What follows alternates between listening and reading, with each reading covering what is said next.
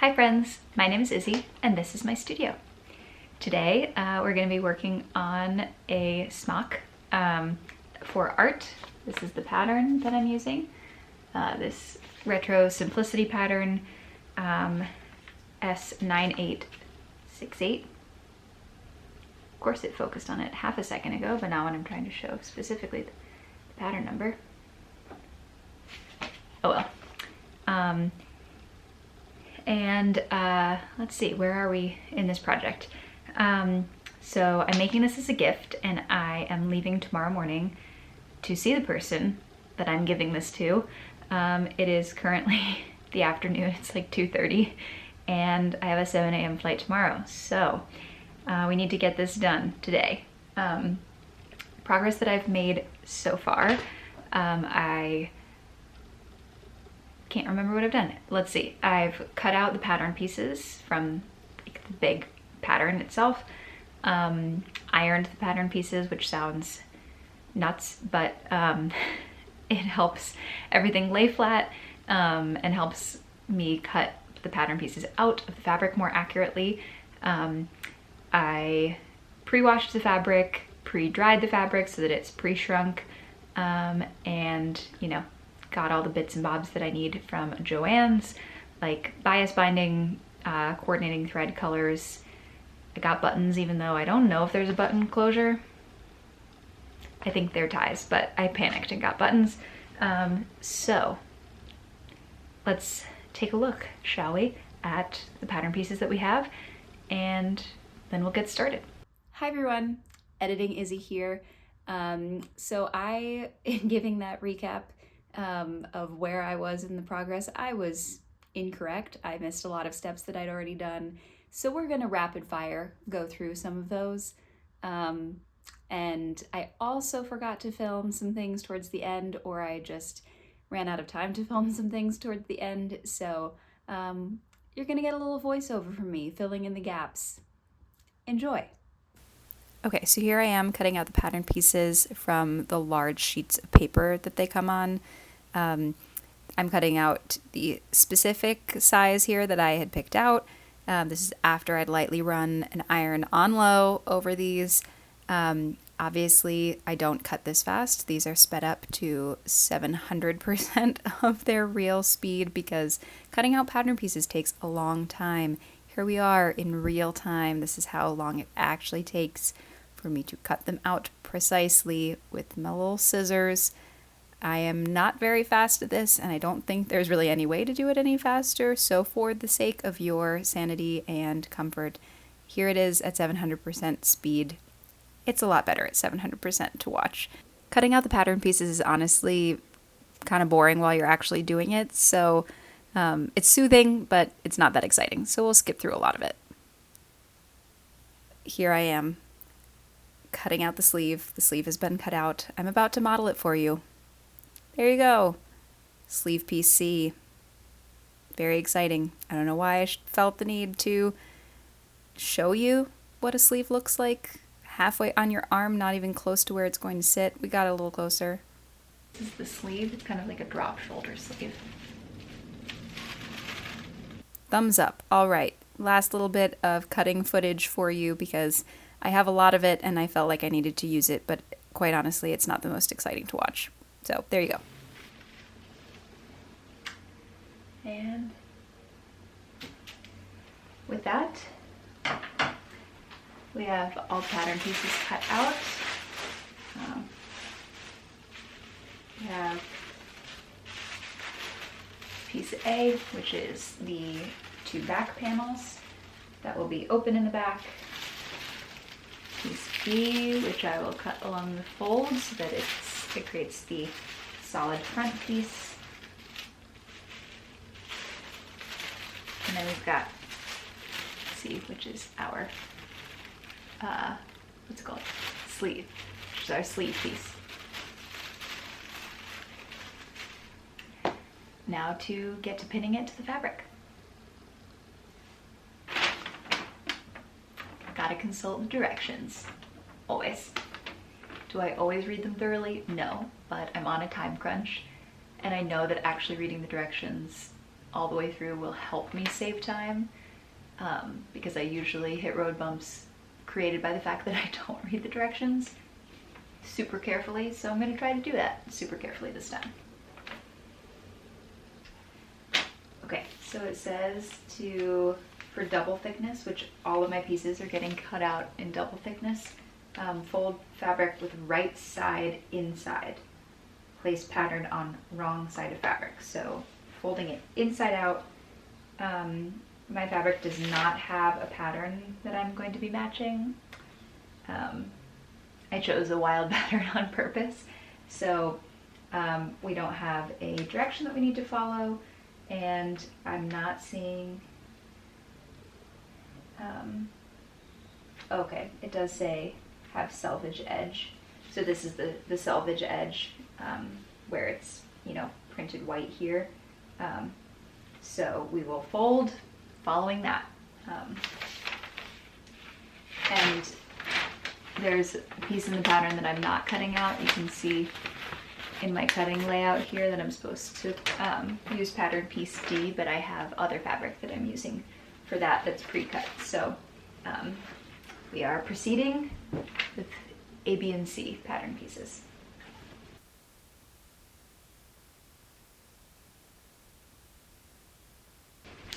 And I did pre-wash this fabric. I pre-washed it in hot, pre-dried it on hot to pre-shrink it, and I pressed it. And now I'm just tossing it all over the floor. Like, I didn't spend time pressing it to make it nice and smooth, but you know, it is what it is. But since this is going to be, I know I'm making a smock, you know, not the world's like most precise garment, but I am making something that will be usable and hopefully worn over and over, and because it's a smock for art, you know, it needs to be able to go through the wash, so pre-washing and pre-shrinking the fabric is really important so it doesn't get all wonky in the wash the first time it goes in after it's made. Alright, and here we are consulting the directions, positioning the pattern piece, consulting the directions again, positioning the pattern piece again. It takes a lot of fiddling and fussing to try to get it right, and I was worried I'd get it wrong, so fussed a lot. Okay, it's looking good. The reason that I adjusted this and pulled, I don't know if you can see all the way down here, but the selvages are now slightly off kilter, is because this says place along straight grain of fabric, and not all fabrics are printed perfectly square, so even though the selvage edge, you know, looks like it would be, you know, the straight line, the 180 degrees, you could, you know, measure off of that. It isn't always perfectly straight. If you rip a piece of fabric along, you know, you like cut a little notch in it and then tear it, that'll give you a perfectly straight line along the grain. I don't really feel like doing that all the way down right now because it's a giant piece of fabric, so I'm looking, especially on the underside of the fabric, at places where I can see threads coming through, and then I'm trying to place this along the straight of the grain. This would be at 90 degrees to it, so I'm just trying to get those grain lines going straight up and down, or from this perspective, straight side to side, but either way, trying to get them as aligned as I possibly can so that it drapes the way that the pattern intends it to. And we started pinning. Just trying to keep it as flat as possible as I pin, so that I know that when I cut it out, the pattern is, you know, flat to the fabric, so I'm cutting it out as accurately as possible. Alright, so I kept pinning the sleeve. I sped this up to 700% because pinning is also not the fastest and most exciting process, but I did get you a close-up shot so you could be in on the action, folks. You're welcome. I know you needed this, you wanted this, but we did a lot of pinning for this sleeve piece. Alright, that looks pretty good. I think I am actually going to, I'd like to get everything pinned first before I start cutting out the pattern pieces, just for my own peace of mind. So I think I am going to tear across this so we can have that satisfying moment together. Maybe I should cut across it because I should have torn it before I pinned something to it, because tearing is pretty aggressive. So we will cut across, because the next part of the cutout plan, which you can't see from all the way up there, but it's this one, and the selvage edge needs to be, it also needs to be folded in half, but it has to be, you know, this was the proverbial hamburger, and that one has to be the hot dog, kind of long ways. So I don't really want this attached to it because I need to fold it the other way. So should have thought about that, but I didn't. So here we are. Oh, I do want to rip it though. Okay, just try to rip from the one side and the one side only.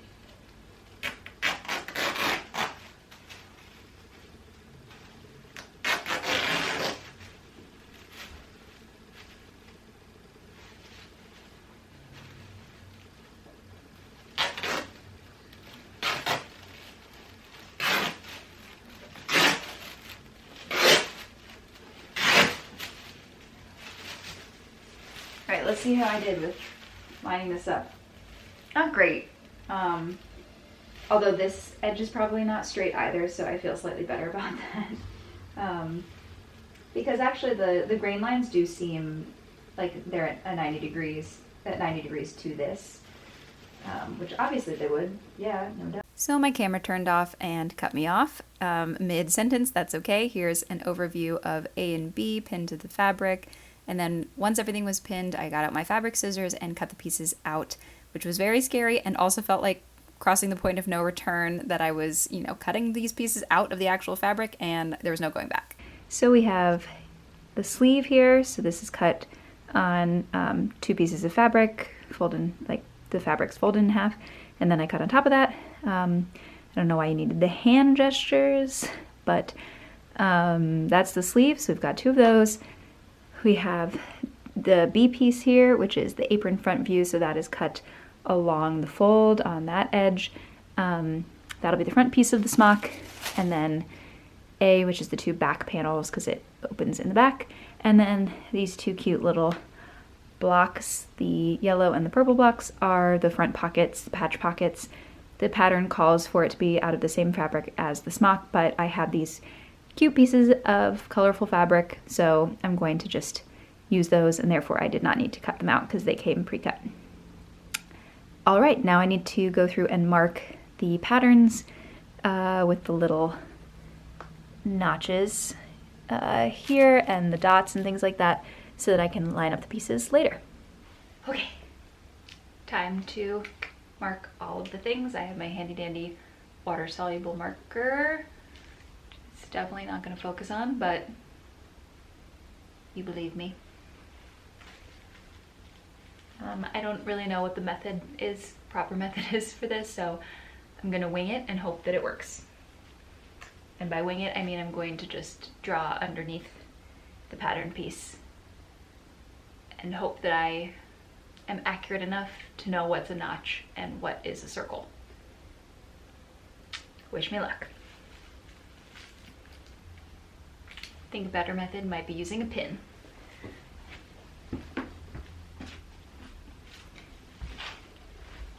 because it's especially tricky to line it up on the back. So I think I'm going to use a pin, poke through to make sure I'm being accurate on the back. I was not accurate on this first one. You can't even see what I'm doing. Alas. All right, I'm gonna get this done. I'll see you in a bit. Don't worry, friends. I know you really wanted to see me mark all of these pieces on the pattern, so I got you a close-up view. Here you go. Okay, so I have put all of the markings on the pattern pieces, the fabric part, and then took the pattern piece off, which was a bold step and very scary. But here we are. There's a piece of my hair on the fabric. There we go. So we still have wrong sides outward. That's the real color of the fabric.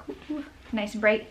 And now we're going to read the directions. It makes it look so simple. I'm doing this V1 apron because it has little sleeves. As I showed you, I have the sleeve pattern cut out, which for an art smock is, to me, more helpful, because that way if you're wearing, you know, a shirt with a little sleeve or something like that, or, you know, regular, like a cooking apron doesn't cover your shoulders, and just to protect from paint and whatnot, I'm making that one. And there are a lot of steps, but it's like basically divided into 3 units, unit 1, unit 2, unit 3, and it makes it look so easy. And then you start reading it and you're like, I don't know what that means. So we're gonna get to sewing. Step 1 is stitch front to back at shoulder seams, matching small dots. I also already realized that I made a mistake with cutting out the patterns. They're the little notches that I just went and drew in. I was supposed to cut the notches like outward past the pattern. So if this were the edge of the pattern and this is like the piece that I'm cutting out, I was supposed to cut the notches in like a little triangle like that. I did not do that. I just blew past them, but I drew them in, so that's something. I guess that means I don't have to get rid of them later, but I need to stitch front to back at shoulder seams, matching small dots. So the front piece of the apron to the back pieces of the apron. And I need to do that twice because there are 2 back pieces. And then we'll start with the sleeve, or start on the sleeve. So let's do it. All right, I'm going to run you through the steps that I took for a lot of the sewing construction because I was running out of time. I was up against the clock for this project, and I sort of ran out of time to do live updates and you know, explain what I was doing in real time. So here we are with an explainer voiceover by Editing Izzy. Here I'm sewing the shoulder seams together, which was the first sewing step of the whole process. So I pinned both sides and sewed both sides, and then I pressed the seams open. Pressing in between each step really does help. I didn't show pressing between each step, but I did press every time I sewed a seam. I would press it, and it helps the garment come together much more, I don't know, professionally looking. Not that my garment looked professional, but you know, we try. Here I am pinning the sleeve to the shoulders at the top. I used an outrageous number of pins because it was a little fiddly and I was really not sure I was going to be able to keep it centered if I didn't put 1,005 pins in there, so I put 1,005 pins in there. And then we put the bias binding onto the sleeves. That was the next step. Honestly, maybe I did this before I put the sleeves on. I don't know. I can't really remember. But the bias binding was fiddly. It was really hard to get the whole process started. As you see here, the thread tangled in the bobbin, and I had to take the bobbin out and clip it and redo it and get the whole knot that had formed out. I had to take the foot off. I think I'm going to get a pair of tweezers here to pull the knot out of the feed dogs. And then finally I figured it out by using a piece of fabric to prop up the back of the foot. That's that lime green fabric that you see, and that was extremely, extremely handy. I used that when I was starting and stopping on the bias binding. So there you go. All right, this is where we're at so far. We have the front and back stitched together. The sleeves are stitched on at the shoulders, and next I think we're gonna do the side seams. So here I am sewing the side seams. That's real time and sped up to 700%. Our favorite. Side seams were pretty straightforward. Okay, the side seams are done. Pretty good, happy with them. Is it this side? Yeah. This side got a little bit messed up. because I didn't pin down the seam allowance very well, so got a little caught in the feed dogs. So I did a better job on this side. We learn as we go. And I'm going to press this from the inside and then move on to the next step. Here's some really top-notch footage of me pressing. You cannot see the iron or what I'm pressing at all, but proof that I did it. It's done! I got a little too close to the camera there. I did have to forfeit pockets on it. I'll have to, there we go. Now you can see the whole thing. I had to forego the pockets because it is now 10 o'clock at night. My flight's at 7 a.m., which means I need to be up really, really early. And I still have to pack. So we're not gonna be able to put the pockets on, but that's okay. I think that it's very cute, very functional. It's got ties in the back, one up here. See that? One up at the top, one in the middle. Pretty happy with how the bias binding came out around the edges, and then the bottom and back seams are just hemmed. But yeah, really happy with how this project came out, and I hope the recipient of this gift enjoys it and uses it.